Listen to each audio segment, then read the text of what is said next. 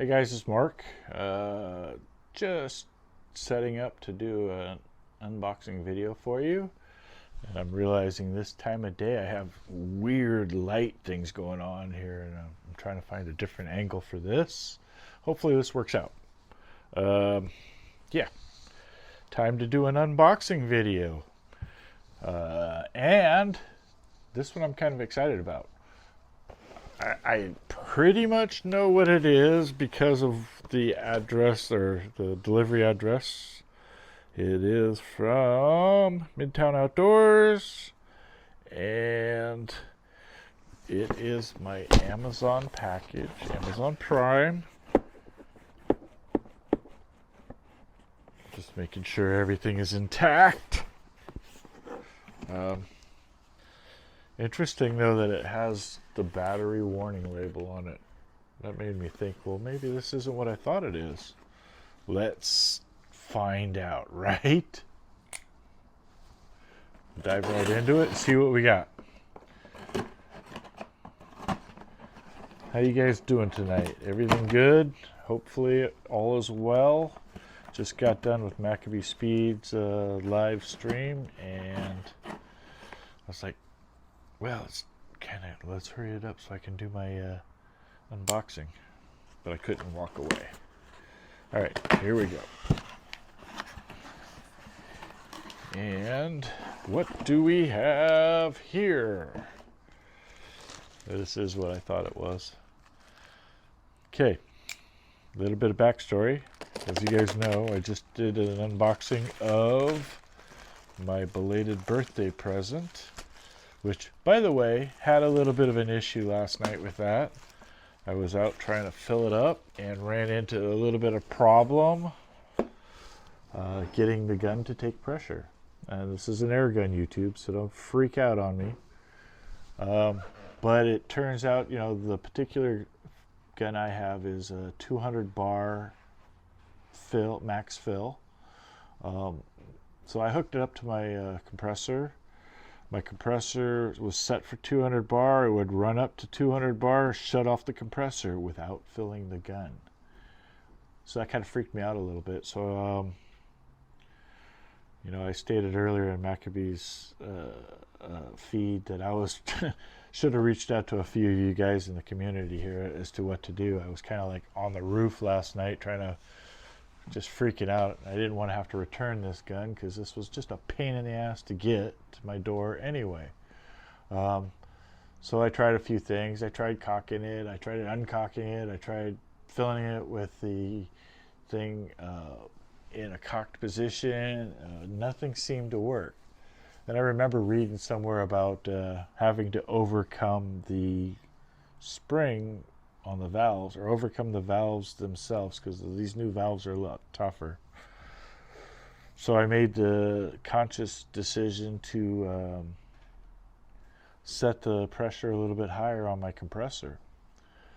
And with a little bit of apprehension, I did that. I started running it up, and it got to the 200 bar limit that the gun is supposed to be at, and continued to climb. And I was watching, and I started watching the gun very closely, the manometer on the gun itself, and I actually watched that start to creep up. And I'm like, oh, it's taking air.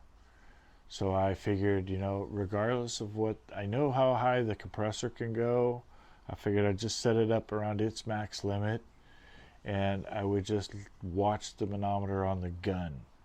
And as I did that, as it climbed above 200 bar, the manometer on the gun started to creep up, and eventually it got to that 200 bar on the gun, and I valved it out. So don't know if that was the right way to do it or not, but it worked. I was able to fill the gun and was able to actually test it, and all seems to be okay. I did find out that one of the things I had was on the fill probe, the brand spanking new fill probe. It actually had an O-ring that was not new condition, I guess. It didn't seal. I didn't quite hear that, but I figured it out because every time I shut off the gauge, or shut off the compressor, the pressure on the line would drop down pretty fast. So clearly it wasn't the compressor, it wasn't the whip or anything like that. It had to have been something I just added, and the only thing was the new fill probe. So I put a new O-ring in, because they come with O-rings, and right away I noticed that it was holding pressure a lot better. So long story short, I was able to fill the gun, and I was happy, at least for the moment. But that brings me to today's video. Today's video is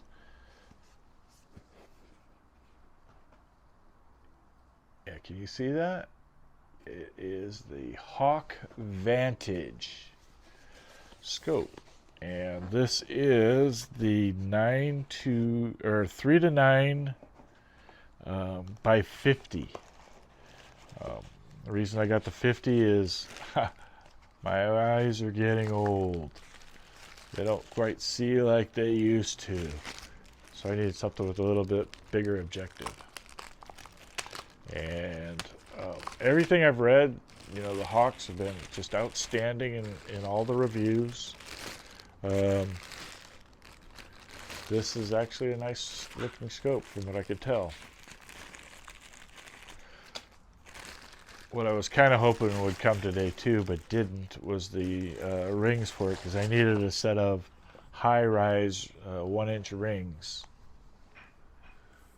for this particular scope. Because of the way it sits on the crawl, the magazine is really close to it, and I can't have low or mediums. I need to have something high so I can get the magazine under. Outstanding. Great construction, great quality. Excited. Can't wait to see this thing on the gun. As it turns out, though, I probably will not put this one on the crawl. I'm thinking this might go on the Blitz. The one on the Blitz might go on the crawl. We'll have to see. I have not quite decided yet. But you guys will know. You'll be the second to know. Of course, my wife will probably be the first, because I'll be excited to tell her. Anyway. That's what I got for you guys today. The Hawk Vantage 3 to 9 by 50. This is a 30-30. What do they call that? A 30-30 duplex. So yeah, that's actually what it is. Let's see if you can see that. Came highly recommended by Cyclops Joe. Going to take some advice whenever given it and check this one out. Alright guys, that's what I got for you tonight. Have a great evening, unless you've made other plans. As always, peace out.